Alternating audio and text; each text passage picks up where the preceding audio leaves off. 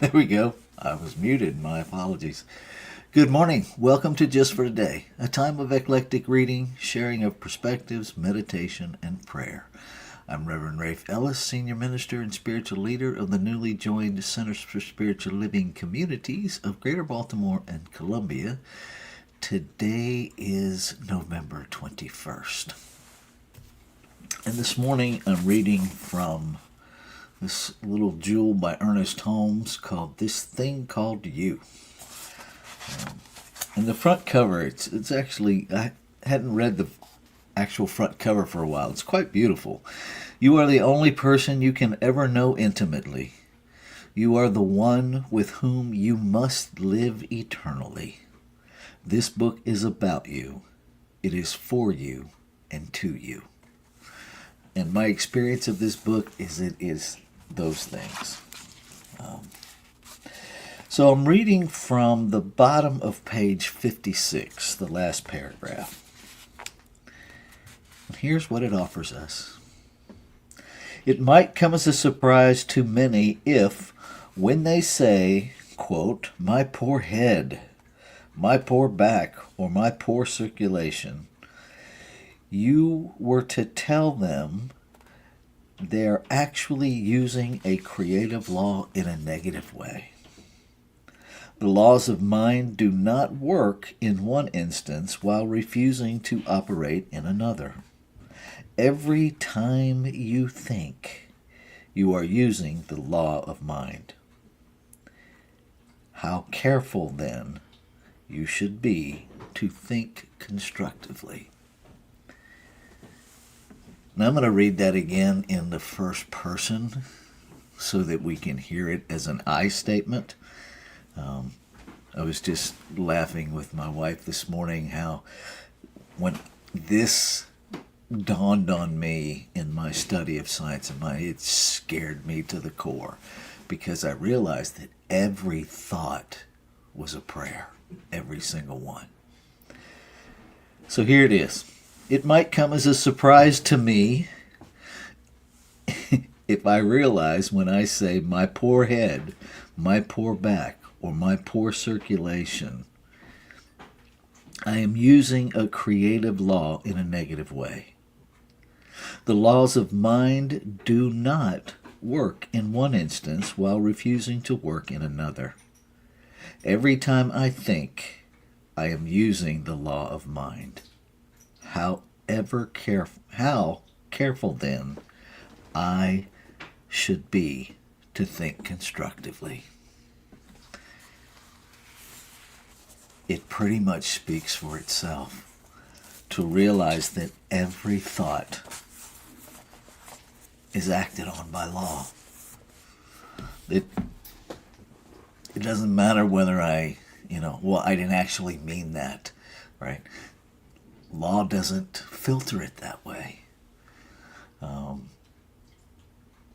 When we get into this idea that creation somehow thinks for us or filters our thoughts or second guesses and corrects our errant thinking, it doesn't work that way. We are responsible for what we think. We are responsible for how we move consciousness, how we use consciousness. And so it's incumbent upon each of us to be aware, to be intentional, to take 100% responsibility for what we are creating for ourselves and for all of creation. Because in the truth of oneness, in the truth of wholeness, everything I create for me, I create for you. Everything you create for you, you create for me. That's how it works. There's only one. And so there's no separate thing happening. So we can take that into our time of meditation and contemplation. I will read this through one more time. It might come as a surprise to many of us when we say, "My poor head, my poor back, or my poor circulation to realize we are actually using creative law in a negative way. The laws of mind do not work in one instance while refusing to work in another. Every time we think, we are using the law of mind. How careful, then, we should be to think constructively.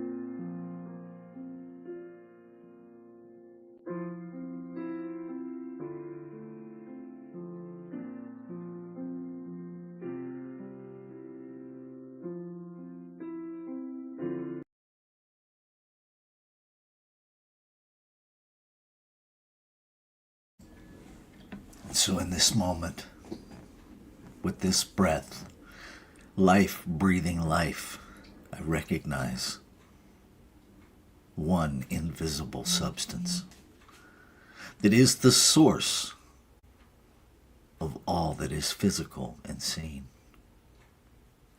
One invisible energy, whole, perfect, and complete, self-existent, created out of nothing. It simply has always been. Indefinable, infinite. Infinite possibility,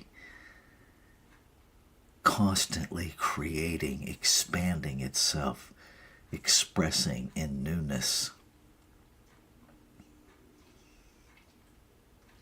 I experience this power as love, as perfect peace, as the harmonious operation of one that can never be divided against itself, can never be separate from itself.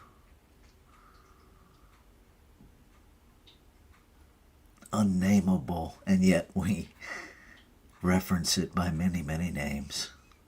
God, Spirit, the great mystery. Whatever we call it, we are made of it. We are a portal of its expression. And so I am that. I am this infinite everything, expressing, individualized by intention, by design, by desire. To know and experience itself as this activity, as this expression of it that I call my life, which is really the life of this one, individualized as me. And what is true of me is true of all, every expression of creation. And so I recognize that this one everything, more than being omnipotent, it is omnipotence.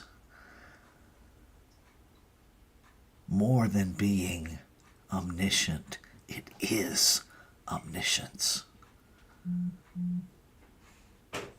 It is. More than being diverse, it is diversity. It is the one mind, the one power. And so I am in mind, using mind as mind, recognizing that every thought is a prayer. And so I am intentional, purposeful. I allow myself to be responsible, to own every thought as a prayer, as a choice of manifestation. Recognizing that the activity of law, the doer within this creative process, always responds to itself with yes. Instantly, immediately, done. And so I am intentional, living in a state of constant awareness, not from an oh my God place, but from an oh my God place.